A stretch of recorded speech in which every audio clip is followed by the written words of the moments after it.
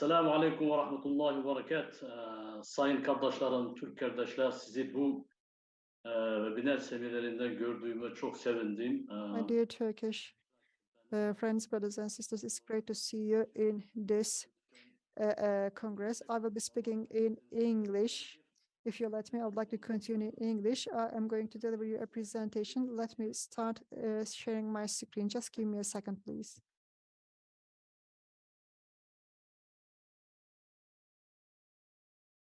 Benim konum concept of Islam and its politicization in Central Asia. And Islamism is the most potent ideology of resistance in the world today. Islam has been fundamental to the life of Central Asia for more than a millennium. The Central Asian region has, in its turn, played an invaluable role in Islamic history. Many Muslim scholars, spiritual leaders, and dynasties originated from this region and contributed much to the development of Islamic science, culture, and civilization. The last three decades have been marked by the resurgence of Islam in post-Soviet Central Asia after the long 70-year destruction and suppression of religions, religious institutions, educational venues, and Islamic continents by the Soviet regime. Inasmuch as this religious resurgence is having a considerable impact on the personal and social lives of Central Asian Muslims. The issue of political Islam has become one of the most debated and controversial in political and academic circles, as well as in the expert community and in the media. In an atmosphere of severe political, economic, and social crises, coupled with the ideological and identitional vacuum caused by the collapse of the official ideology, many Central Asian Muslims began to perceive Islam as the only alternative to communism and other political systems or ideologies. Early political Islam emerged in some parts of Uzbekistan and Tajikistan under these circumstances at the beginning of 1990s. These societies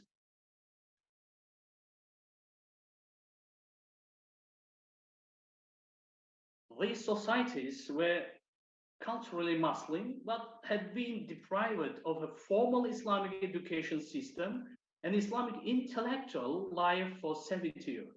However, political Islam being either a popular and not elitist movement or an ideology, needs to have more or less solid intellectual and societal underpinnings. For example, in Turkey, Milli Görüş and its affiliated groups, and many other conservative Muslim groups. The numerous offshoots of the Egyptian and Syrian Muslim brotherhoods, the Pakistani group Jama'at al-Islami, and many others have all molded Muslim public opinion in their countries for decades. On the contrary, post-Soviet Central Asia was post-atheistic. Furthermore, Central Asian Muslims' very own livelihoods could be characterized as the 7 decades of Sovietism and amnesia, lost knowledge, a result of 70 long Soviet years, plays an important role in people's reflections on Islam, or more precisely, the Muslimness of society. The effects of early political Islam in the 1990s featured a gross mishandling and overreaction of the incumbent Uzbek administration to the geographically limited outburst of oppositional political Islam.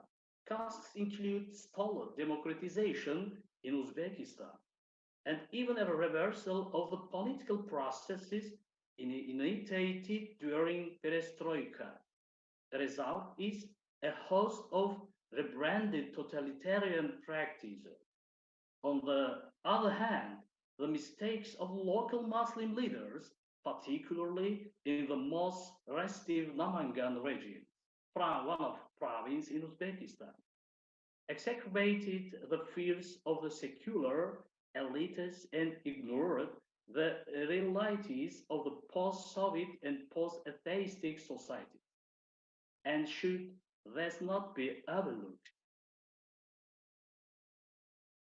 Overreaction to oppositional political Islam eventually led to an overall secularization. The process of threat construction of presenting an issue of phenomenon that does not necessarily belong to a security realm in security terms, and even as an existential threat of political Islam and all Islams that the state cannot control. A position above all religions was identified as a criminal conspiracy, as imported and as aiming to destabilize the country and whole region. In the end of policy against all non-approved, religious, social, and political doctrines was adopted. Even the state's role in refereeing became one of the most unpredictable and frustrating. For example, the shift from being government approved to terrorists can happen shockingly quickly and takes a religious scholar or his followers by surprise. First, the equation of Islamism, which in essence means political Islam, with religious radicalism, let alone with terrorism, is an aberration since Islamism is a range of modern political movements, ideological trends, and state-directed policies. Also, it is kind of instrumentalization of Islamic teachings for political goals. Second, oppositional political Islam in Central Asia has been conditioned by factors such as the crisis of legitimacy and the weak state, which is to say the weak governmental capacity of the Central Asian states in policy, technical, and financial terms. Third, while it's implausible to deny the threat of radical political Islam, the fact that radical Islamism may be generated, employed, and exacerbated by political groupings for their own gain cannot be ignored. In particular, we cannot discount the role of clan politics if we want to understand the broader political picture in Uzbekistan and Tajikistan. In other words, we cannot help but wonder if their nexus between the emergence of radical political Islam and power strugglers and other political gamers in Central Asian countries. This is question. Fourth, in exploring radical political Islam in Central Asia, the extent of a particular nexus between politics and criminal underground should not be overlooked. Particularly in Kyrgyzstan and Tajikistan, we can speculate about the existence of nexus between some political groupings and an organized criminal underground, essentially involved drug traffic. Fifth, it would be wrong to think that the hearts and minds of a majority of Central Asian Muslims are preoccupied with political Islam of any variety. Claims about creeping Islamism being embraced by the majority of Central Asians are speculative. Establishing so-called Islamic regime is not on the agenda even of the great majority of religiously motivated Central Asian Muslims who try to live their own version of Islam, which in the main is entirely dissociated from politics. Six, the Muslimness of the great majority of Central Asian Muslims is cultural and individualized. It manifests itself mainly in personal life and goes hand in hand with a secular mindset, which rejects making Islamism the aim of majority of Central Asian Muslims. Only a few transnational Islamist organizations like Hizb ut-Tahrir promote political aims. Adepts of such organizations can be found in Central Asia. This organization operates like Socialist International, since one of its primary concerns in the lack of social justice and solidarity among exploited and colonized Muslims. A lack that can be eliminated, they claim, by creating a global Khalifa. However, Hizb ut-Tahrir is weakly enshrined in the regime's countries because it has been made into Bajiman. Not only radical but also peaceful Islamist groups are still fringe in Central Asia, and organizations with Islamist agendas are very marginal and strictly localized. The five Central Asian countries, Kazakhstan, Kyrgyzstan, Tajikistan, Turkmenistan, and Uzbekistan, face an ongoing terrorist threat from their nationals who have traveled abroad to join groups affiliated to both the Islamic State in 2019. Islamic State continued to inspire its supporters and sympathizers, including self-radicalized individuals and various homegrown sleeper cells, to mount attacks in and beyond the region. Meanwhile, Islamic State-affiliated Central Asian groups remain active in Syria and Afghanistan and have strengthened their online presence by diversifying their propaganda tactics. While Islamist groups have a limited presence domestically, the region is a significant contributor of foreign fighters to the Middle East theater. Estimators indicate between 2,000 and 5,000 Central Asians have migrated to join jihadist groups in Syria and Iraq over the last decade, the majority being Kyrgyz, Tajik.